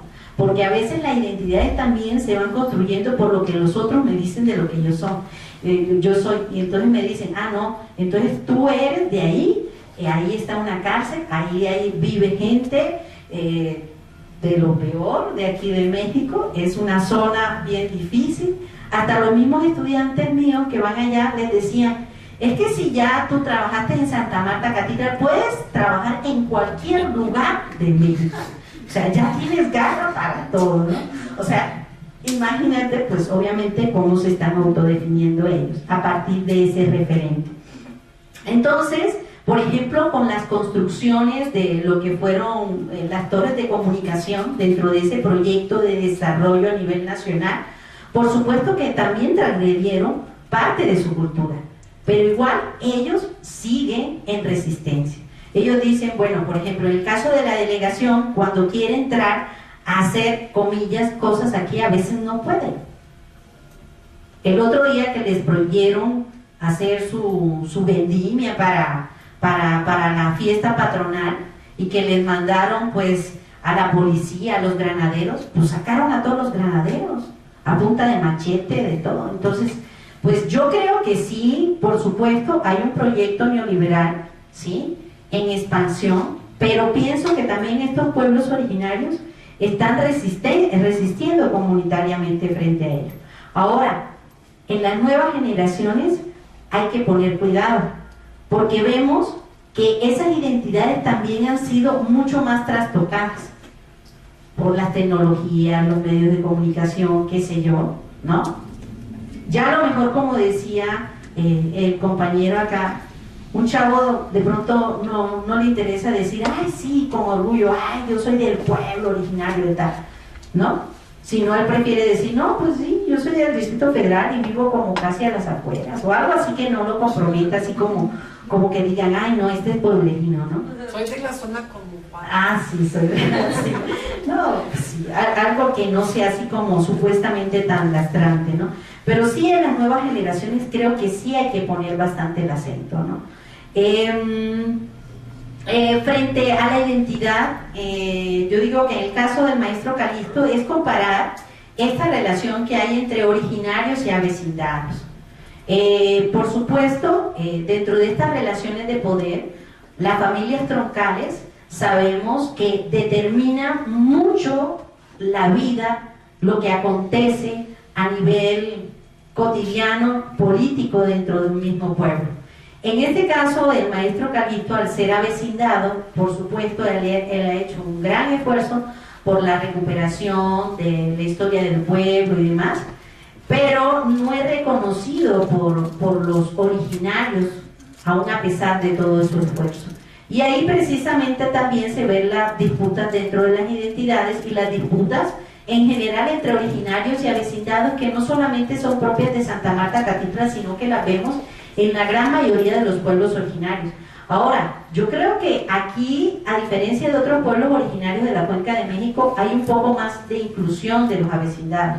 Por ejemplo, en el Panteón no solamente se entierra a la gente de Santa Marta, sino también pueden enterrarse algunos avecindados que hayan contribuido con las formas establecidas de organización y participación en todas las fiestas patronales, en la misma organización que tiene el Panteón, etc. Y por supuesto, cuando se hacen las fiestas patronales en Santa Marta, a los avecindados que contribuyen, va una banda a su casa como forma de reconocimiento, ¿sí? Interpreta alguna melodía, es decir, a nivel comunitario se les incluye a estos avecindados que aportan algo al pueblo, pero el avecindado tiene que llegar a tocar las puertas de la familia troncal y decir, hey, aquí estoy yo, me interesa estar con ustedes, me interesa. Yo creo que es una lucha constante de ellos por ser incluidos en las decisiones del pueblo, ¿no? ¿Qué otra cosita quedó pendiente? ¿Se acotaron a ellos? Yo creo que tal vez ese es el problema de los pueblos originarios, del término de pueblos originarios, ¿no? Porque la forma, vaya, ¿qué sería lo originario? ¿No? Yo creo que esta reflexión hasta la han estado haciendo ustedes siempre. O sea, ¿qué es lo originario para poder decirle al maestro Calixto, usted no entra, a pesar de que está haciendo y participa y acciona con los usos y costumbres que se tienen en Santa Marta, por ejemplo, usted no va a ser originario? Entonces, ¿dónde está el límite entre lo originario? ¿Qué es lo originario? Para poderle decir a una gente, tú no eres originario, ¿no? Esa es una de las cosas que, al menos para la región del Valle del Mezquital, le decían, cuando yo llegué ingenuamente les digo, ¿usted es otomí? Y se me quedaban mirando como diciendo, ay, qué mujer, de veras, tan tonta, ¿no? Y me decían, bueno, nos dicen otomíes, pero yo soy de San Nicolás, ¿no? Y digo, pero ¿quiénes son los otomíes? Yo, pues, finalmente me formaron para poder nombrar a X, Y, ¿no? Y me dicen, no, han de ser los tomiteros que viven allá arriba que no hablan español. Pero yo soy de San Nicolás, yo soy de... Y entonces aparece esta idea que dice del Val, de dónde cómo me nombro, cómo soy, ¿no? Pero de todos modos, o sea, nunca van a dar ¿cómo distinguen la gente, la llamada originaria? ¿Qué sentimiento es el que van a mover para poder decir tú eres o tú no eres, ¿no? porque puedo hablar el otomí, puedo participar en las fiestas porque es obligado, puedo lo que quieran, ¿sí? Pero no voy a ser nunca otomí porque la gente no me acepta como otomí. Entonces, como que viene ahí ese problema, ¿no? De qué rollo, de que es un concepto tan moderno, como lo decía la doctora, ¿no? Es un concepto tan metido a una situación relacional de lucha. Pueblo originario es el que lucha y el que está en las asambleas del Distrito Federal peleando por sus derechos y cosas así. Pero entonces, cuando empecé a hacer el trabajo, decía, bueno, y las comunidades conurbanas no son originarias a pesar de que tengan cuánto tiempo ahí. Por eso les decía, como que no encontré una definición territorial, no encontré una definición de origen, de qué elementos son los originarios. Entonces, pues yo por eso me atreví a decir, bueno, voy a definirlos a partir del contexto. Así, pero un contexto no pensado nada más en la tierra, el aire, no, un contexto cultural y geográfico. Pues quién sabe, tal vez. Yo pensé que iban a dar más batalla, muchachos. Bueno, yo ahí pensaría también otra cosa, que no es solamente reflexionar sobre qué es lo originario, porque es una palabra compuesta, ¿no? No es solamente originario, es pueblo originario. Podríamos hablar comunidad originaria, o podríamos hablar de otras matices. Y yo creo que aquí el acento no está precisamente en la nominación desde el ámbito académico, sino desde el ámbito político. Entonces, desde el ámbito político, por supuesto, como estrategia política, para poder reivindicar unos derechos, para ser considerado como sujetos de derechos colectivos, por supuesto, primero hay que dar una nominación desde lo que plantea el convenio 169 de la ONU. No podríamos ser llamados comunidad, porque entonces ahí a nivel, digamos, jurídico no pegaría, no checa. Entonces hay que llamarnos no comunidad, sino hay que llamarnos pueblo. Ahora, ¿por qué originarios? Precisamente porque ellos no quieren ser llamados desde eso peyorativo que es lo indígena. Pero yo creo que también la reflexión del nombre tiene que a ir mucho más allá. Es como cuando, digamos, debatimos sobre el concepto negro o sobre el concepto mismo de indio. Por ejemplo, si vemos en Bolivia, con el indigenismo, todo la crítica que hubo al concepto indio, pero vemos en el catarismo, en el indianismo, por ejemplo, de Fausto Reinaga, otra conceptualización de lo indio. Lo indio desde una lucha política, y una lucha política que reivindicaba el ser indio, no desde lo peyorativo, sino al contrario, desde todo ese legado importante. Entonces yo creo que también no nos debemos clavar a veces, porque uno como académico con las categorías es así, de que por qué este nombre y por qué no este otro nombre, sino también entender la nominación desde las mismas fuerzas sociales, desde las mismas construcciones que hacen ellos como sujetos políticos, como sujetos colectivos que reivindican unas demandas de tierra, de territorio, etcétera, ¿no? Ahora, yo creo que le podrían haber colocado otra cosa, ¿no? A lo mejor en vez de pueblo originario, qué sé yo, no se me ocurre, ¿no? Otro término, ¿no? Pero esta cuestión de los términos, yo creo que también hay que pensarlos desde dónde se nombran, ¿no? Desde dónde se están nombrando, en qué contexto se están nombrando, por qué se están nombrando, así, ¿no? Entonces sí, es complejo, ¿no? Bueno, yo solo un comentario. Creo que el concepto de pueblo originario no para todos los pueblos urbanos o semiurbanos o todas las categorías que puedan existir para denominarlos, pues es que también desde ellos se denominan, y en una entrevista me pasó, yo les preguntaba, bueno, ¿y ustedes se sienten parte de su pueblo originario? Dice, no, es que ya no hay nada de originario, nos apropiamos en la forma de habitar de los servicios públicos, del transporte, o sea, se apropian del contexto y es su vida cotidiana, pero también se apropian desde un sentido político porque demandan servicios y bueno, soy ciudadano, sí, de la ciudad, pero cuando me conviene también soy ciudadano, pero del pueblo. Entonces hay una colectividad que delimita, pero que al mismo tiempo incorpora a mi pueblo. Por ejemplo, para el caso de decir, bueno, si ustedes son del pueblo originario, se sienten sí o no, ¿por qué? Y yo decía, no, es que yo soy del pueblo. O sea, así, es que ya. Y en una entrevista que tuve con un chico geógrafo del Consejo de Pueblos, él me comentaba, bueno, es que nosotros como el Consejo de Barrios, primero hay una denominación, nosotros hacemos la denominación política, y que bueno, ustedes son pueblo originario, para que en una segunda parte o de este proceso, ellos ya asuman esta originalidad, pero, o sea, se ponen en discusión eso, bueno, ¿qué somos de originario cuando la mancha urbana nos ha comido todo? O sea, lo que resalta o lo que resiste, pues son las formas de organización, son las fiestas patronales, son elementos identitarios que están en el pueblo, que muchos pues están en resistencia, pero unos ya las han olvidado totalmente. En el caso de esta parte sur del DF, que ahí sí hay un sentido de pertenencia total hacia el pueblo originario, pero ¿qué pasa en el norte de la ciudad? O sea, Cuautepec, sí es un pueblo originario, sí hacen fiestas, pero no hay una organización como la mayordomía, eso de que, pues, o sea, no... en Izmiquilpan tampoco. Tampoco, y por ejemplo... Pero son originarios. Pero son originarios. Según como sean. Entonces, a mí me llama la atención este concepto de pueblo originario, y Hernán Correa en su tesis, él maneja esto de comunidad histórica. La verdad a mí me parece mejor, porque pueblo originario solo me limita a un estudio prehispánico, a todo lo mesoamericano es un límite, me pone, bueno, a estudiar estas comunidades solo así.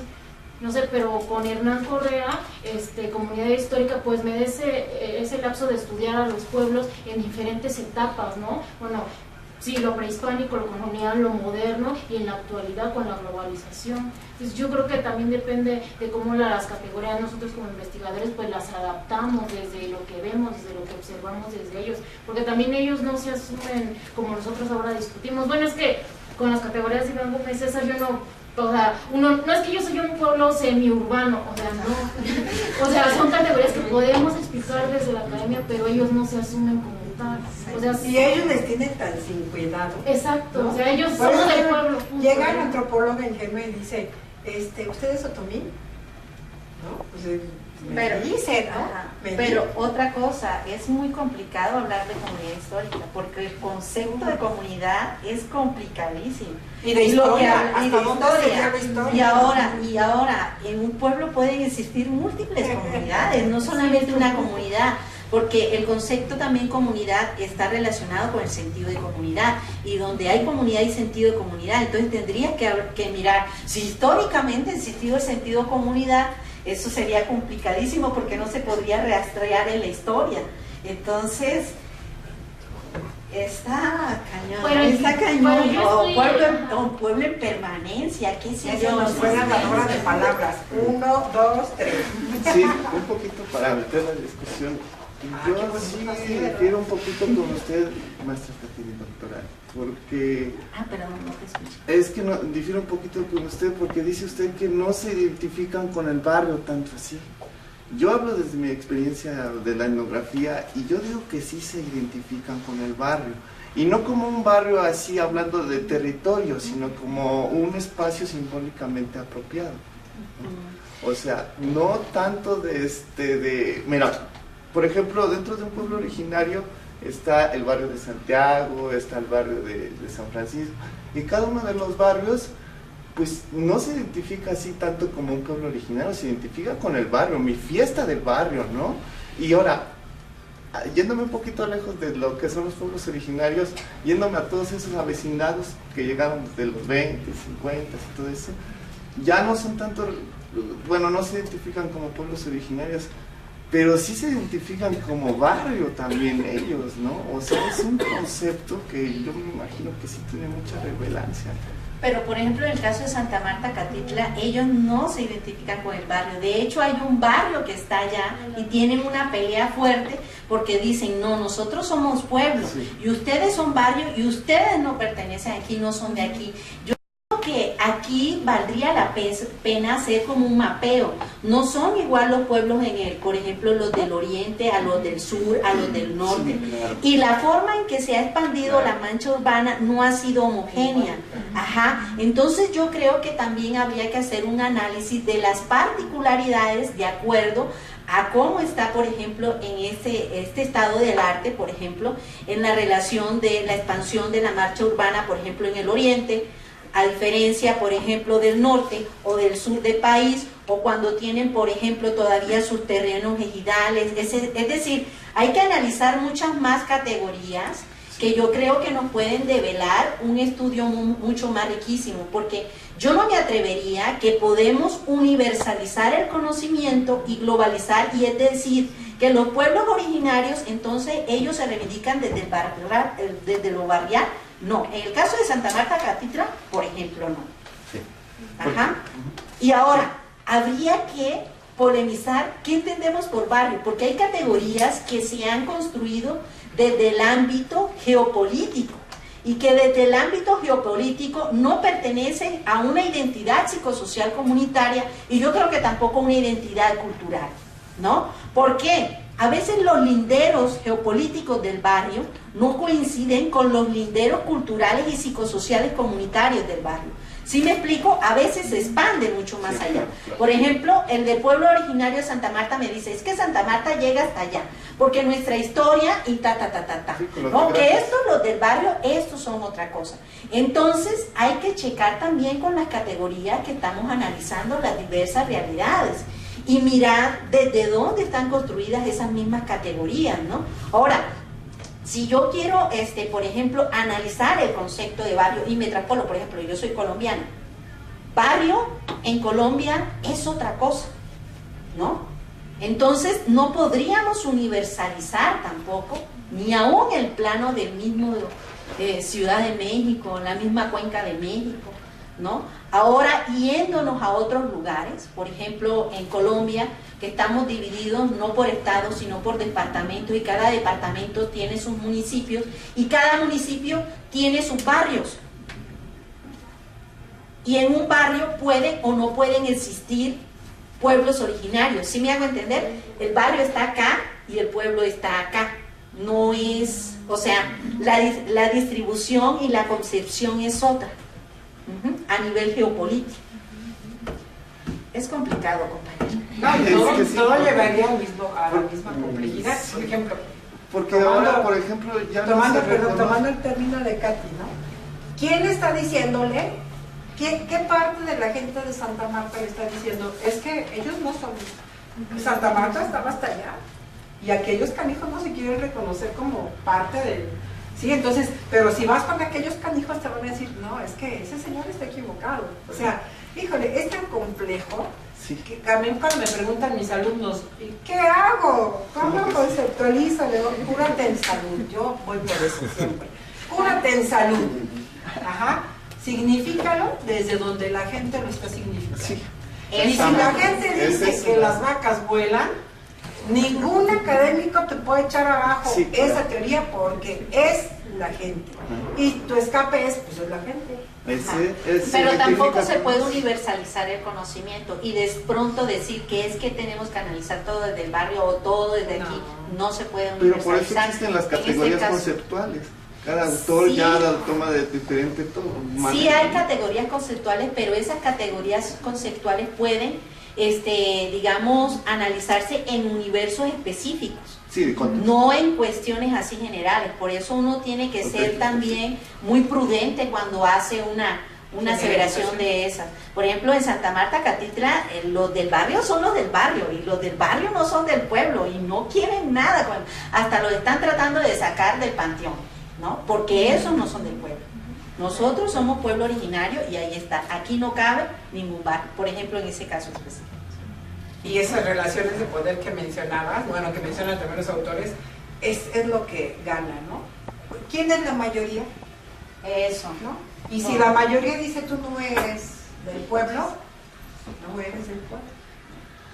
Pero Yo quería... Aquí y allá, porque... No, quería dar un ejemplo. Disculpe, vamos a dar dos intervenciones. Quedaron y nos pendientes, vamos, ¿no? porque ellos quedaron pendientes. Ah, Sí. lo mío era así como un ejemplo breve de allá del sur de esto de la denominación en relación al contexto, ¿no?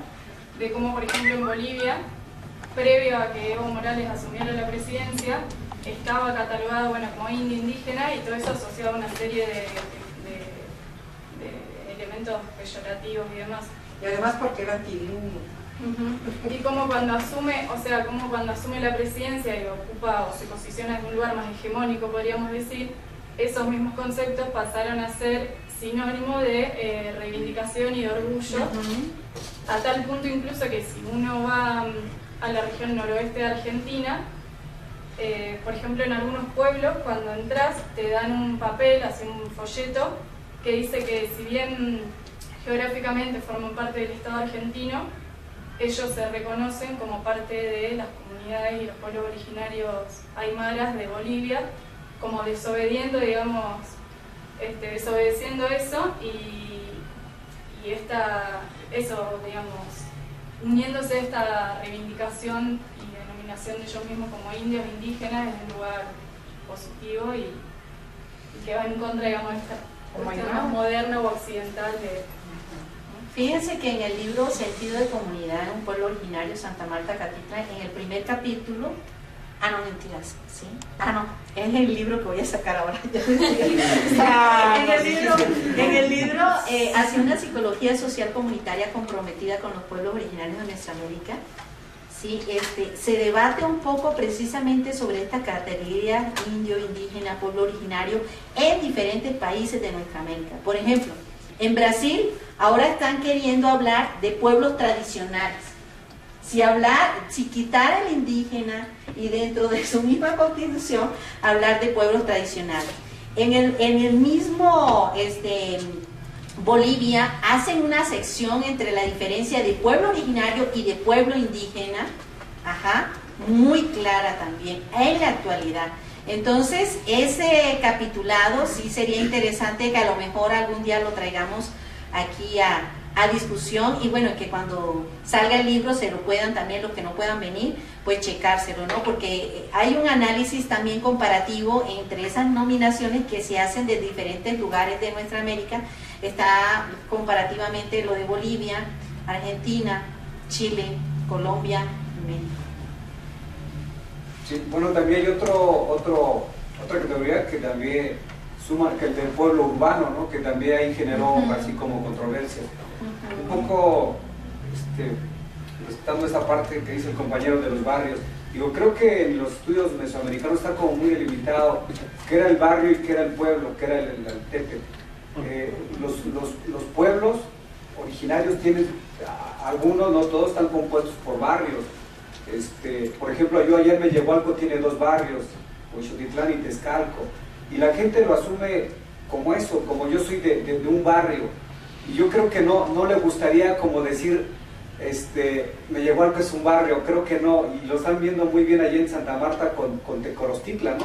Ellos dicen, pues sí, pero eso era un barrio y no son pueblo, ellos no son pueblo originario, era un barrio de Santa Marta Catitla, digo, porque sí está muy delimitado, ¿no? Y conceptualmente, comunitariamente y creo que políticamente también tenían sus calpulis y cada uno tenía su organización y sus formas de vida, creo que ahí como que no hay.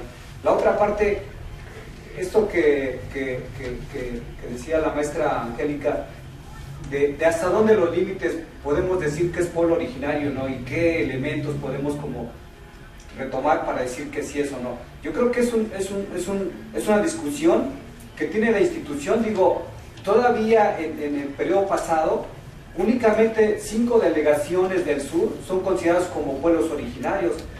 Iztapalapa no, no sé, Gustavo Madero no tiene pueblos originarios para ellos, la del Valle no tiene, a pesar de que está ahí Tlacocameca, Actipan y no sé otros, pero para ellos nada más es Xochimilco, Milpalta, Tlalpan, Tláhuac y Magdalena Contreras, nada más hasta ahí, ¿no? Entonces digo, creo que es todavía como, yo creo que es una cuestión política, pero a mí me parece que que los pueblos originarios ya lo asumen como tal.